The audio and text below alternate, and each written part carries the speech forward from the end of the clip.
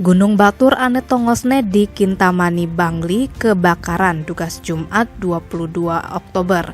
Titik api subengenah ulipure Pasar Agung. Konen tawange apa ane mekade kebakaran. Kepala Satpol PP dan Pemadam Kebakaran Kabupaten Bangli, Idewe Agung Surya Dharma ngaku nerima laporan kebakaran sawetara jam 4 sanje.